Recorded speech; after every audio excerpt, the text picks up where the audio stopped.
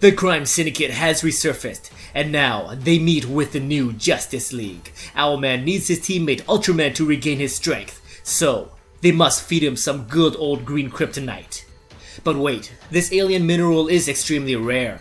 Fortunately for the Kryptonian from Earth 3, the League has some available. The two groups must team up in order to defeat Mobius. The Syndicate seeks retribution and vengeance, but the League seeks a way to save their home. Diana demands for the Syndicate to release Cyborg and Jessica Cruz. Owlman informs the Warrior God that they can have their Cyborg back after Mobius falls, but they must offer a new body for the grid. One of Luthor's armor should do, but the Ring has already chosen its host and Jessica Cruz is gone. No one can release her from the Power Ring. No one except death. Owlman demands for an answer or he and his team will leave, and there will be no way of tracking them down. Diana relents. She gives the order and Superman relinquishes his hold of the Green Stone to his doppelganger from Earth 3.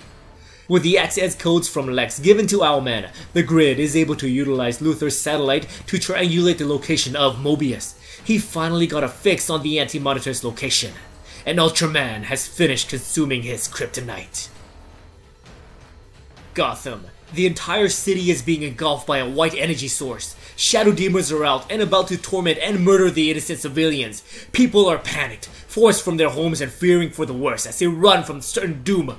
But hope has arrived. The Justice League has returned. They do everything they can to help the civilians. Shazam screams to the Grid to lend a hand, but the cybernetic syndicate member informs Billy that these people are not their concern. Mobius is their target, not these people.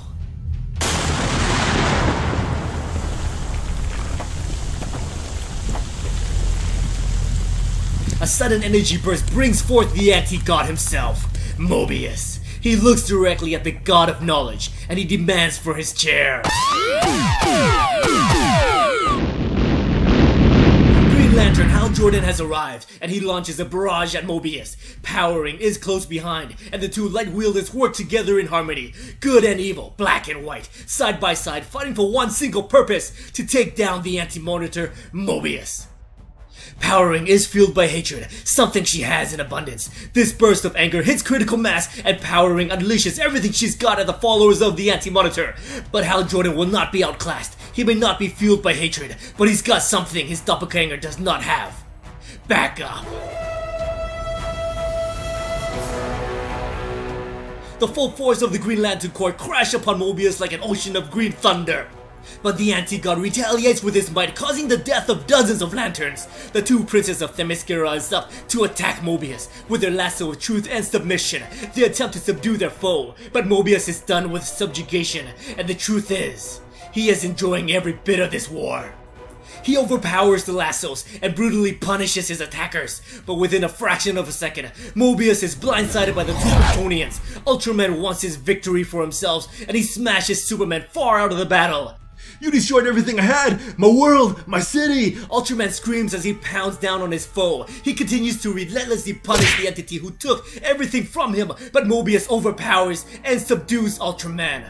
Mobius had killed millions while he was a god looking down from above. But it's also isolating.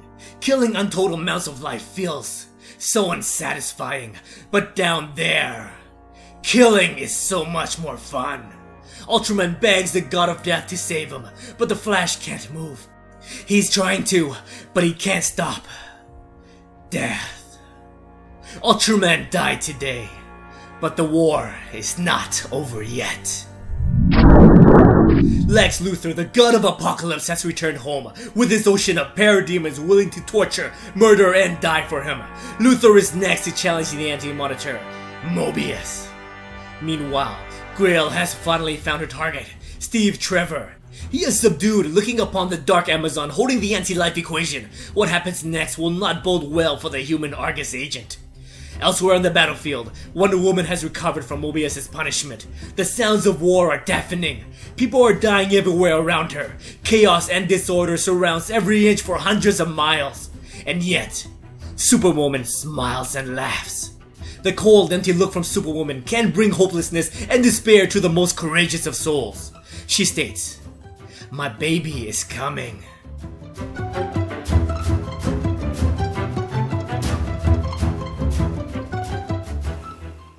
What's going on, guys? Welcome to Comic Island. My name is Joey, and today we are reviewing and recapping the Justice League Darkseid War issue 48. If this was a movie, then I would be at the edge of my seat the entire time. It felt like forever since my last review, which came out early January, so having to wait till the end of February is such punishment.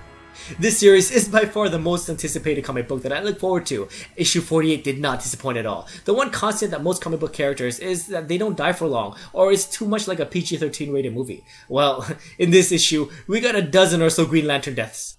I was floored by that, but I would never have guessed at how Jordan would unleash the entire Corps at Mobius. Damn, I'm getting a bit ahead of myself again. We were talking about deaths. So Ultraman is the first to fall to Mobius, and this time, I feel like DC might be killing him off permanently. I don't have anything to back this up, of course, but my gut instinct tells me that Ultraman is gone. But then there's this new DC rebirth that's just around the corner, so let's take Ultraman's death with a grain of salt. I gotta give credit to Ultraman's highly entertaining personality. It was extremely entertaining watching Ultraman hide behind Owlman while he demands for his fix. And then we get to see this image of Ultraman telling Owlman to just take the kryptonite from the League.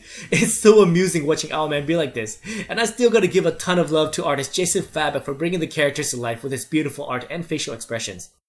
Another part that stood out to me is the Flash trying to control the Black Racer, but then when Ultraman is on the brink of death, the Flash froze and couldn't move. He tells us that he can't stop death. So he is in the same boat that Jessica Cruz is in, except it seems like Cruz has lost her battle with Volthoom for dominance over the body. Oh yeah, one more thing. I want to point out that we got a small dialogue box from Jessica stating that there is someone else in there with her. We don't know anything yet, but the first thing that comes to mind is either Hal Jordan from Earth 3 or a Guardian. I know, Evil Hal Jordan died in Forever Evil, so this is just me speculating again. We got some great action in this issue, but the war isn't over yet. Grail has Steve Trevor for reasons we don't even know yet, and Superwoman's baby is about to pop, which will probably add another plot twist to this entire epic story. I still think it's Mobius' kid. Nothing to back this up, but again, I'm just speculating. So that's just my thought on this issue. What do you think? Who do you think the baby belongs to? Steve Trevor, maybe? Please let me know in the comments below. Thank you so much for watching my review of the Justice League issue 48. And as always, if you enjoyed this video, please like, subscribe, and I'll see you next time in another Darkseid War video.